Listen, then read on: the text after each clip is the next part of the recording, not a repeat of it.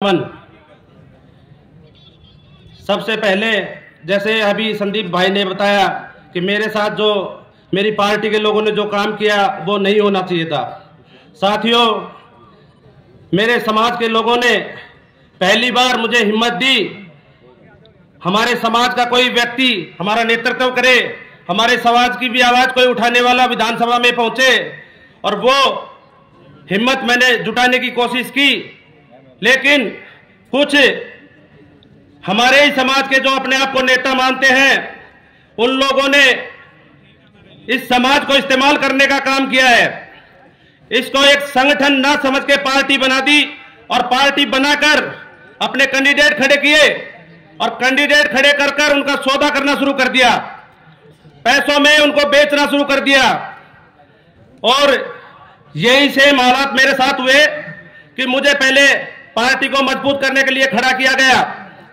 खड़ा करने के बाद जब हमने मेहनत करके पार्टी को इतना ऊपर तक उसका नाम जोरों शोरों से कर दिया मुंडावर विधानसभा में, उसके बाद उनको लगा कि अनिल हमारी पार्टी में पैसा नहीं दे पाएगा, हमारे नेताओं की जेब नहीं भर पाएगा। और जो बीच के जो दलाल बैठे थे उन सब लोगों ने मन बना लिया था कि ये हमें पैसा नहीं देगा।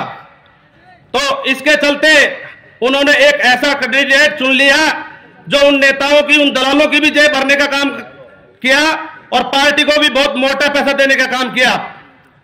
तो अब मैं मुंडावर की जनता से, 36 कौम की बिरादरी से यह अनुरोध करूंगा कि ऐसे नेताओं को जो भाजपा से प्रायोजित हैं, जिनको भाजपा के कार्यालय में बिठाकर तैयार किया गया और भाजपा के लोगों ने कहा कि कितना चाहे जितना मर्जी पैसा लग जाए, लेकिन ललित यादव को किसी भी तरह से हमें हराना है। अब यह आप लोगों पे डिपेंड करता है कि ललित यादव को हराना है या जिताना है। अब की बार ललित यादव भाई को इतने भारी मतों से जीत दिलाएंगे कि अगली बार से कोई भी ऐसे प्रायोजित कैंडिडेट को उतारने की हिम्मत नहीं करेगा। आज यादव समाज को भी मैं ये कहना चाहता हूं कि अब बात हमारी कौम पर आ गई है, ये याद रखना। और पूरी एकता करके, और 36 बिरादरी और दलित भाई मेरे जितने भी हैं, ये जो प्रायोजित कैंडिडेट उतार रखे हैं, ये दलितों के हितैषी नहीं है, ये सिर्फ और सिर्फ पैसा बनाने के लिए आए हैं। कांग्रेस पार्टी ने इस दलित समाज को कहां से कहां पहुंचाया, ये आप और हम सब अच्छी तरह जानते हैं।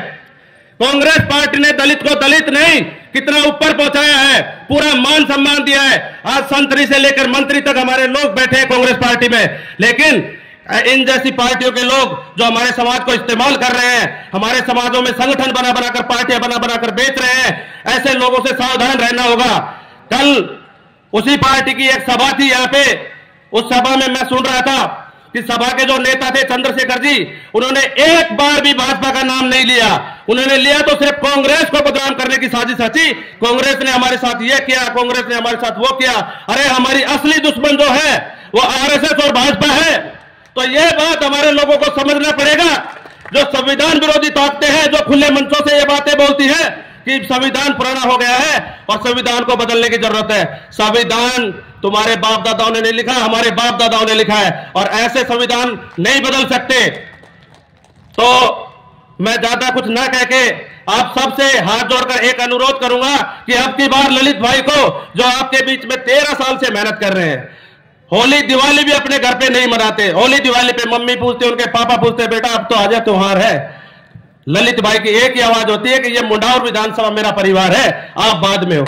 ऐसे नेताओं को जिता के हमें विधानसभा में भेजना है ताकि हर एक कौम की, 36 बिरादरी की आवाज वहां पे विधानसभा में उठाए। ज्यादा बात ना कह के, ज्यादा समय ना लेके, इन्हीं बातों के साथ मैं अपनी वाणी को विराम देता हूं। जय हिंद।